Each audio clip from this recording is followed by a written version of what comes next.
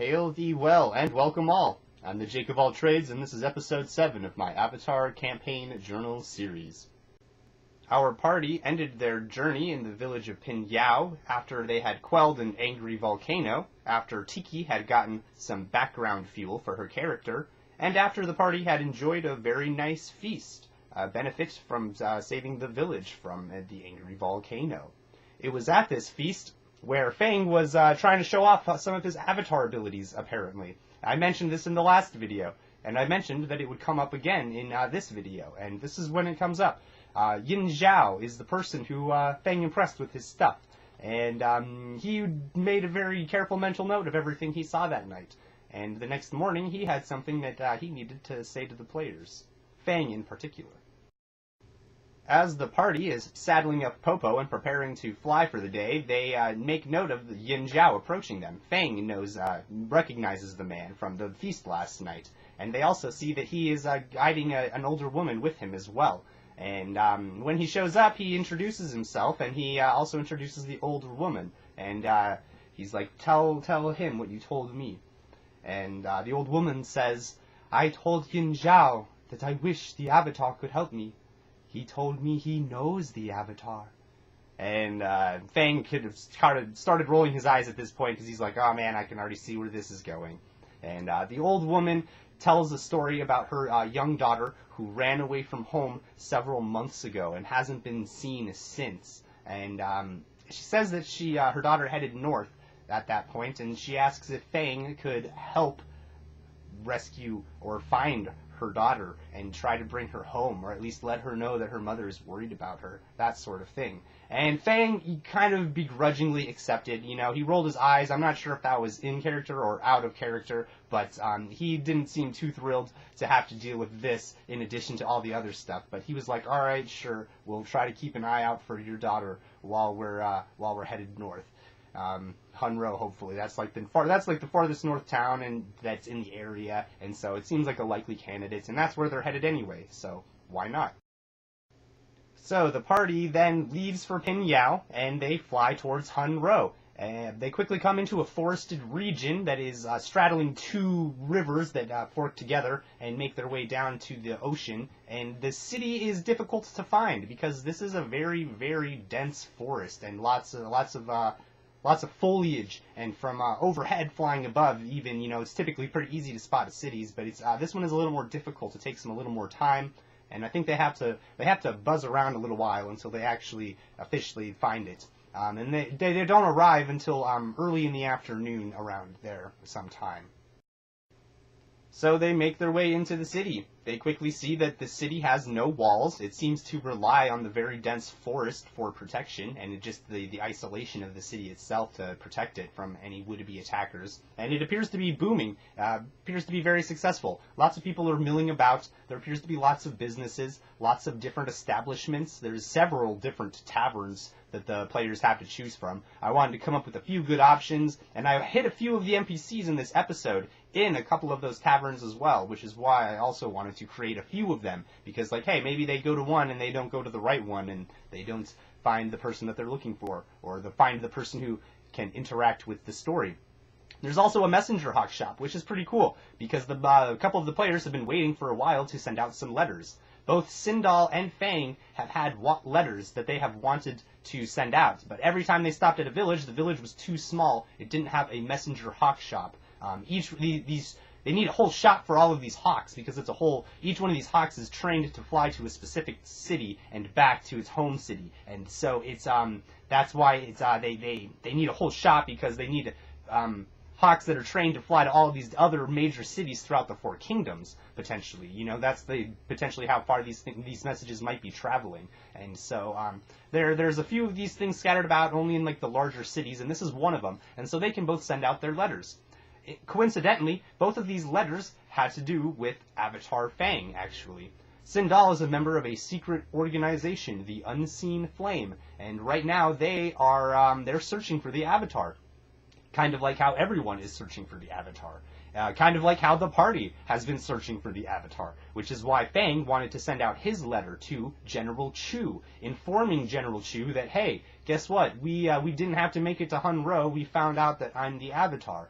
and the whole party had kind of come to accept that Fang was the Avatar at this point, and so it made a lot of sense for him to send a letter to General Chu. Especially if you remember, Fang was also in the army. He was a private who served under General Chu, and so he also felt an allegiance to this guy, and so he wanted to send a letter being like, hey, just so you know, heads up, I'm the Avatar.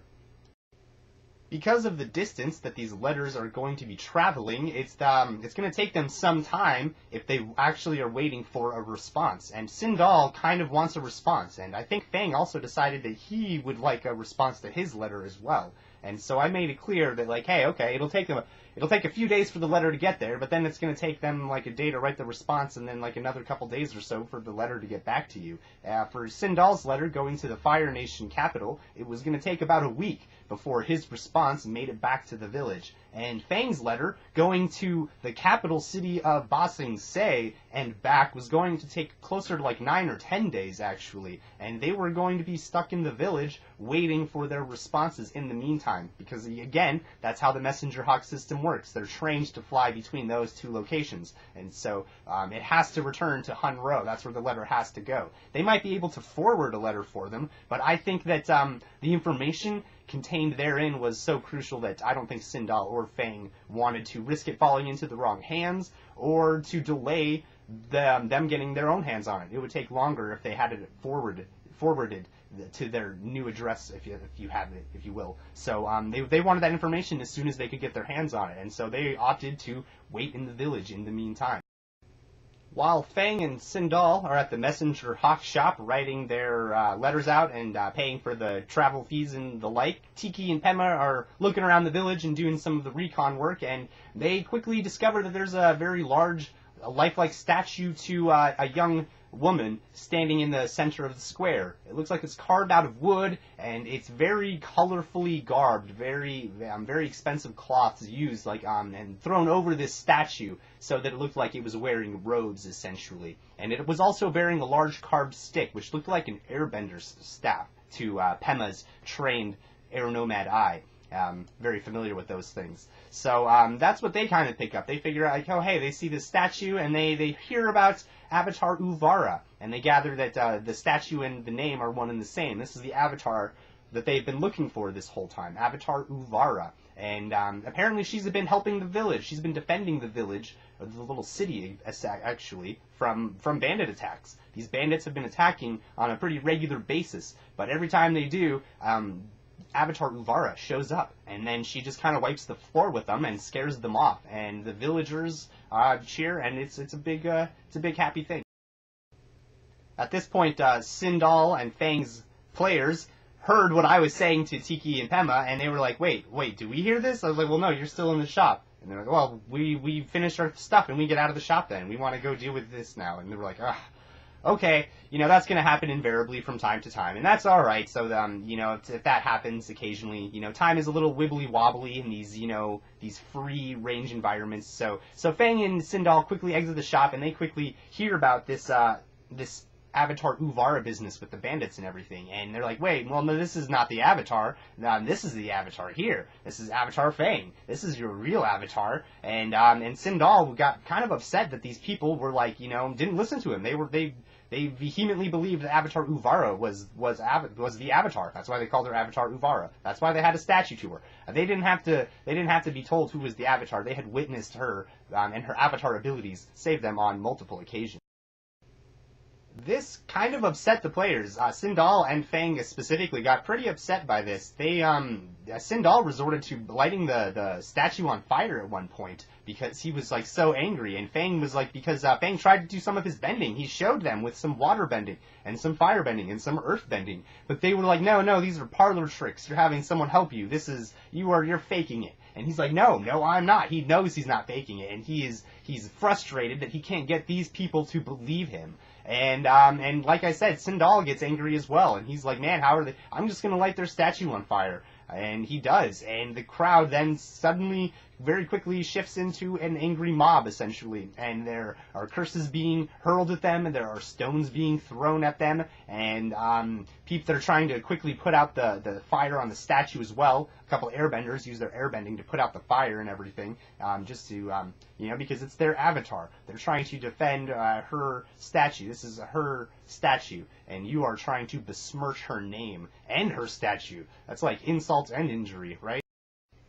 At this point, as a game master, I was able to realize that this situation could very quickly escalate into something that I didn't want to happen. And this is where I kind of, I took control of the situation by saying that a scream is suddenly heard coming from the far end of the market, drawing everyone's attention in that direction before this argument can be re-engaged, essentially. And everyone is rushing over to see what happens, especially the party, because they're trying to figure out what's happening. They see a crowd of people begin moving actually against them, and they have to work their way through them to make it to the market, where they see that there are bandits at the edge of the market, threatening people and stealing stuff from the local stalls, like fruit and foods and stuffs, and just like pulling it all and stuffing it into sacks, and like threatening the peasants and the people for their money and stuff like that.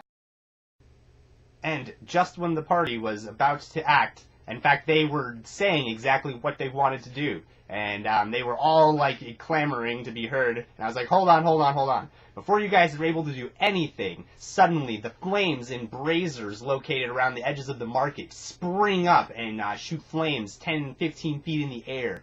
Suddenly a huge gust of wind knocks into several of the bandits, sending them tumbling backwards head over heels. And then they see Avatar Uvara come in on a glider and land on a rooftop. And she says, "You will leave these good people alone." And then the bandits quickly left those good people alone. In fact, the players were struggling to try to do something. They were going to throw blasts at them, but I was like, man, the bandits are running away. You can try to hit them real quick. And a couple of them tried, but the bandits were like, then immediately they just left. They ran right south the way they came, back into the forest. As soon as the bandits had left the town and were fleeing into the forest, Uvara then suddenly just launches into the air on her glider, a huge gust of wind propelling her into the air and carrying her out northwards over the city, where she travels for some time. And then the crowd begins cheering loudly. Again, their savior has saved them from these pesky bandits, and the party now is starting to get a picture of the situation, and it is incredibly fishy immediately off the bat. They are all like, this is really fishy. Another thing they noticed, I think Tiki was the one who rolled highest on her perception check, to realize that there were some distinct similarities between Avatar Uvara's appearance and the description that the players had just been given in Pin Yao of the old woman's daughter, with the not-so-subtle hint that the two people were one and the same. And curious to see what was going on with this Avatar Uvara bandit business, the party quickly split up to try to track down both of these leads. I believe it was Tiki and Fang who were trying to trace Avatar Uvara's flight north over the city from the ground, following on foot as fast as they could, while Pema and Sindal followed the bandits south into the forest, trying to pick up a trail before they managed to make it too deep into the woods.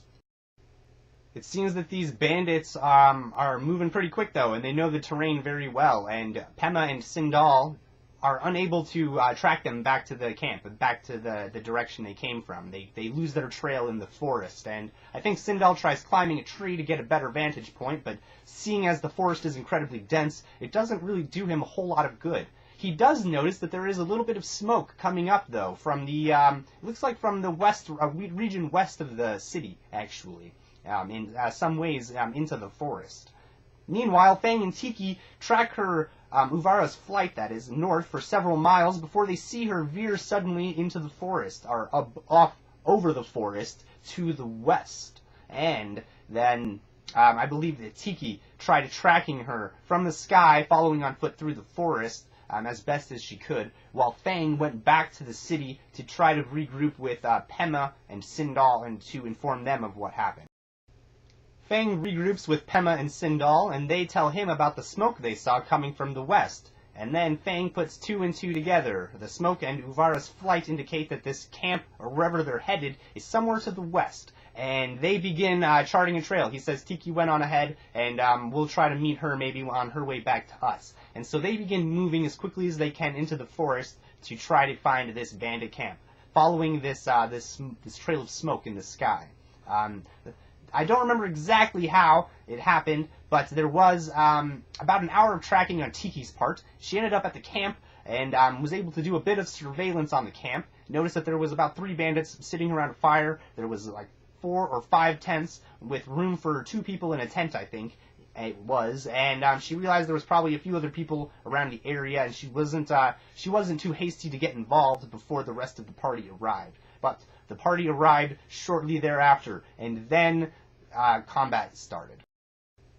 As I've said in some previous videos, this is stuff that I'm recounting from several months ago, probably actually more than a year ago at this point, and so the details get a little bit fuzzy for me. I can't give you the exact play-by-play, but I'm going to tell you loosely what I remember, some of the highlights of this particular fight. One of the first things I remember is that Sindal was sneaking around the edge of the camp, taking a look at these other tents. I have mentioned he's the rogue in the party, and he's been taking advantage of that sneak as often as he can to get a look at things, before they have to make their move. And he notices that a couple of these tents have people who are sleeping in them, actually. And I think he's focusing on one of those people. He's going to go in, he wants to try to do a sneak attack, like a coup de grace. And I made him roll a couple sneak checks, though, because there was people around fire. And I think he ended up failing his sneak checks. And when combat had officially broken out, that was when Fang uprooted a giant tree on the edge of this clearing that the camp was placed in. He used his earthbending to just tear up the roots of this thing, and he rolled incredible on his check to do this. And he used a little bit of his a focused bending thing so that he got a little bit of an extra boost as well, so that he was able to do this, just uproot this tree and send it crashing across the camp. He was aiming right over the fire, and this was a really thick tree. He was hoping that he would be able to hit all 3 of those guys around the fire and just incapacitate all 3 of them with 1 hit. However, 2 of those people succeeded, and only 1 of them failed, and so 1 of them was pinned under this tree, which actually weighed quite a bit and was actually pretty deadly, actually. I think they actually knocked him unconscious with the damage that tree did when it hit him. Meanwhile, Pema and Tiki were providing cover fire from the tree line, just kind of, spreading out a little bit, flanking around the edges of the camp to get as best an angle on all of the people, because this tree had also split the camp at this point, and anyone who was coming out of their tents was probably separated from anyone who was already outside of their tents at this point, and it was pretty crazy at this point. After about 3 rounds of combat, there were 2 unconscious bandits, there were 3 others who were still fighting, and this is when Uvara comes out, and she speaks to the whole clearing, and she says, "Stop! Cease this combat! They're more than a match for us." And it's clear that at this point that the bandits are like, man, yeah, they kind of are more than a match for us, and it's like, and the players realize, like, okay, these guys aren't hostile anymore, we can take a moment and figure out what's going on. So first things first, the party's like, hey, so what's up? And she's like, alright, so I came here, a couple months ago, and I came across this firebender. His name was Raiko, and he convinced me to put on this farce, this deception for the village. And the players were like, well, how in the world would he possibly convince you to do that? And she was like, well, originally it was kind of for the money, but it was also to make the people feel good. When I came to this village, these people were depressed, and it wasn't nearly as successful as it is now that I've been here for some time. And I believe it is all due to our help. We've instilled hope in these people. We've encouraged them. We've given them something to live for with this deception, essentially. And she says she knows it wasn't right, but she went along with it because it made her feel good, and she thought that it made them feel good as well. It made the villagers feel good. The party further learns that this whole endeavor, it seems, has been funded by this mysterious Raiko character. He's the one who supplied all of the bandits, and he's the one who also rounded up the airbender to help pose as the avatar. Uvara, her actual name is Una. She's actually an earthbender by birth. And Raiko, being a firebender, they needed an airbender as well to try to round out the avatar image. And Gon was actually the one who was helping her with her airbending in the plaza, and Raiko was the one helping her with her firebending. But it appears that Raiko is the brains behind the operation. He's the one who's pulling the strings. But the party also, Tiki specifically asks about her. Like, hey, are you that woman from the village? They describe her mother, and she's like, oh gosh, my mother sent you. And they're like, yeah, man, she's like really worried about you. You should probably go home. This probably isn't a good thing for you, good lifestyle. And, she kind of agreed at that point. At this point, she was like willing to acknowledge that, she had done wrong, and she wanted to kind of atone for that, and she was willing to just, give it up and head back home. And the session might have ended here, except my players, I feel like they might have been grumbling a little bit that they didn't actually get to defeat the bandits. They were kind of upset when I ended the combat, and they were like, man, I want to keep fighting, but no, we should probably stop. And that is why I included something that was optional. I wasn't sure if I was going to include this or not, but I decided at this point that Raiko shows up, and he's like, well, what do we have here? What's going on now? And they quickly realize the situation. Uvar's like, I cannot no longer maintain this farce, this deception. I have met the true Avatar, Avatar Fang, and I know that now that I cannot impersonate the Avatar any longer. And Raiko is very upset to hear this, but he's also interested to hear that the Avatar is now standing in the middle of the camp. And Sindal at this point has been sneaking around the edge of the camp. He was kind of sitting around the shadows the whole time, but he manages to make it kind of around the edge of where Raiko is standing, and he rolls like a natural 20 on his perception check. Because he's like, I want to roll a perception check to see if I notice anything about this guy, anything in particular that might distinguish him. And I'm like, okay, roll a perception check. And he rolled a natural 20. And so he was able to see on the back of his neck just the edges of what appeared to be a tattoo. He couldn't make it full out fully because he wasn't standing directly behind the guy. He was kind of off to the side a ways. But he could see the edges of what looked like a black flower of some kind. More on that later. Meanwhile, Avatar Fang is like, so you're the one who's been doing this whole thing, what have you been up to? And Avatar Raiko is very hostile and avoiding their questions. He's like, you have no business in my affairs. This is none of your business. If you are the Avatar, that is interesting, but you have no business here. This is none of your concern. And Avatar Fang's like, you're impersonating the Avatar. It's definitely my concern. And I'm pretty sure, I don't know who challenged who, but it definitely turned out that it was going to come down to a one-on-one combat. Avatar Fang versus Raiko. On second thought, I'm pretty sure that Fang challenged Raiko to one-on-one combat. And I had built this guy as like a level 10 firebender or something like that. This was an attempt to also get Sindal interested in his firebending. I found that he didn't really latch onto it like I was hoping he would, like the others kind of latched onto their elements, and he was always looking for more stuff that he could try to do with it. And I was trying to create a villain who had some really strong firebending abilities to demonstrate, like, hey, this is some of the stuff that you might be able to do once you get up a few levels. But, and I was pretty sure that he was going to wipe the floor with Fang. I was almost positive, man. But that's how these things sometimes play out. It was like only 4 rounds of combat, maybe. Oh, and I should mention also, the rest of the party was very much against Fang fighting this guy one-on-one. They were like, man, this guy, he looks like bad news. Why would you volunteer to fight this guy one-on-one and, and risk losing to what could be like a high-level villain that you just don't know because you haven't faced him before. You don't know anything about this guy. And that was a really good point. That is what I thought was going to happen. But like I said, sometimes the dice have other plans for your game. I was rolling low on all of my attacks, and I was finding it really difficult to hit Fang. I hit him once out of the gates, and then after that, I don't think I hit him again. And he, on the other hand, only missed 1 attack, I think. I think he landed almost every blow on this guy. He could not miss. He kept rolling 15 or better on that die, and it showed, man. Raiko took a beating, and it was only a few rounds of combat before Raiko decided to make a daring escape. He quickly filled the area with smoke as he jettisoned backwards with his firebending, trying to, blast towards Fang, but use it to propel himself backwards as well as a means of escaping. And this kind of worked. Just barely. He was very low on hit points. Another round of combat, he probably would have died.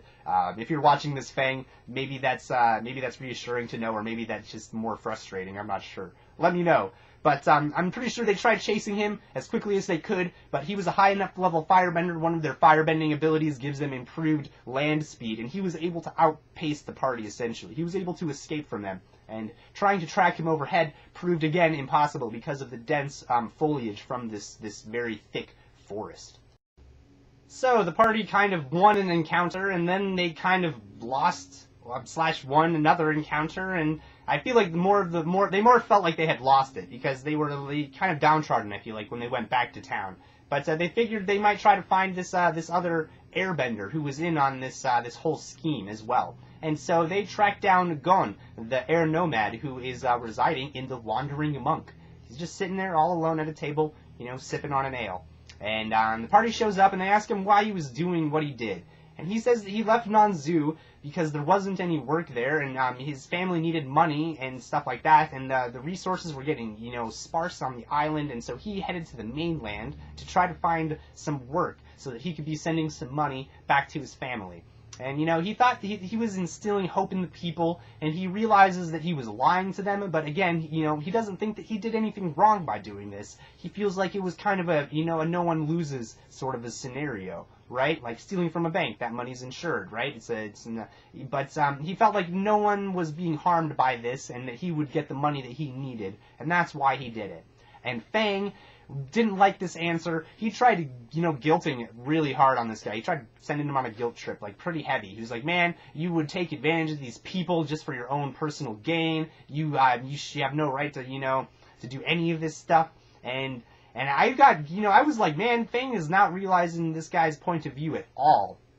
And so I took a moment, and I was like, you were born. You who were born with a silver spoon in mouth would speak to me of right and wrong? You who have never wanted for anything would judge my actions unjust? You have nothing to judge me for. You know nothing of my struggles. And man, that really pissed him off. I said at that point that he didn't say anything else. He finishes his drink as quickly as he can, and, they're welcome to say whatever they want to him, and I'm pretty sure that, they tried, Fang might have tried laying into him again, but a couple of the, Pema at this point realized, like, man, I kind of get where he's coming from. I realize it, like, he's not the bad guy in this situation, but Fang was having a hard time accepting that, and, he said that he was done, and that he would try to look for work elsewhere, and that, he wouldn't do this anymore, and so they had no reason to bother him any further, and he definitely didn't want to have anything to do with them, so he just left. And that was pretty much the session. That was the end of the game for the night. My party decided that they wanted to wait in Hun'Ro so that they could get a response to their letters. At least Fang and Sindal decided they wanted to wait, and Pema and Tiki decided to go along with them. So they just kind of spent the next week hanging out in the city. Not a whole lot that happened at that point, but don't worry, there's going to be plenty more danger and excitement on our very next episode. And also, there's going to be an introduction of a new player character who will become an integral member of the party. So stay tuned for that exciting update. Until next time, thank you all for listening, and I certainly hope that I'm going to see you again very soon.